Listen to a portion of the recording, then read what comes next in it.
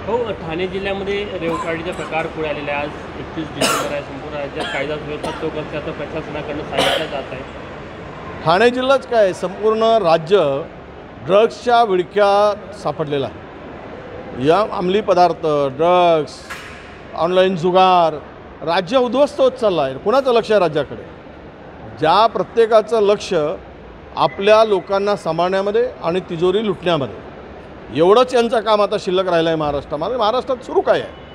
कुठला कायदा सुव्यवस्थेचा प्रश्न राहिलेला आहे? गुटखा, तंबाखू ओपन विकला जातो आहे बंदी असूनही। करोडो रुपये त्यातून शासनाच्या दरवाजापर्यंत पोहोचले जात आहेत, मंत्र्यांच्या बंगल्यापर्यंत ते पैसे पोहोचले जात आहेत। आणि हे तर आता रेव पार्टी वगैरे खुलेआम झाला आहे। कुणाचंही गृह खात्याचं म्हणजे गृह खातं हे निष्क्रिय झाल्या परिस्थिती आत्ता झालेली आहे।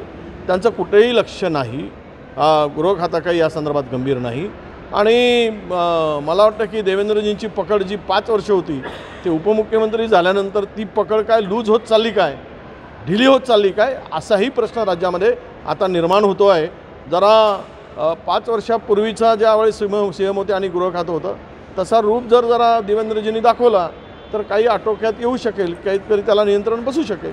परंतु राज्य हे मात्र आता पूर्णतः अखंड पूर्ण अंमली पदार्थाच्या आहारी गेला आहे। तरुणाई उद्ध्वस्त होत आहे आणि हे सर्रास सुरू आहे। आता मुख्यमंत्र्यांचा जिल्हा ठाणे जिल्हा यामध्ये तर सर्वाधिक आहे, कारण कुणाचाही कंट्रोल राहिलेला नाही। हो, प्रत्येक सिंधुदुर्गचा प्रकल्प गुजरातमध्ये गेलेला आहे। सातत्याने जे प्रकल्प जाण्याचं प्रमाण आहे ते सुरूच आहे। आता महाराष्ट्रातील राज्यकर्त्यांना चुल्लूभर पाणी में डूब मरना अशी जी म्हणा ना, चुल्लूभर पाणी में डूब मरो, संपूर्ण राज्य हे आता उद्योग विरहित राज्य होईल एक दिवस। असे मोठे प्रकल्प चालले, पाणबुडी प्रकल्प चालला, पर्यटन चाललं आहे। चाललं काय? फक्त देश म्हणजे गुजरात काय? महाराष्ट्र एकेकाळी अग्रस्थानी होता उद्योगाच्या संदर्भात। इन्व्हेस्टमेंट करणारे उद्योगपती, इन्व्हेस्टर महाराष्ट्रातला पहिली प्रायोरिटी देत होते, प्रथम चॉईस होता। आता आपली चॉईस ही 8व्या 9व्या नंबरवर गेलेली आहे। 8-9 नंबरच्या मागे गेलो आम्ही। 1 नंबरवरचा महाराष्ट्र। जे उद्योग आहेत ते सर्व उद्योग आता झपाट्यानं पळवण्याचं काम चाललं आहे, बाहेर नेण्याचं काम चाललेलं आहे आणि काही जबरदस्तीनं घेण्याचं काम चाललेलं आहे।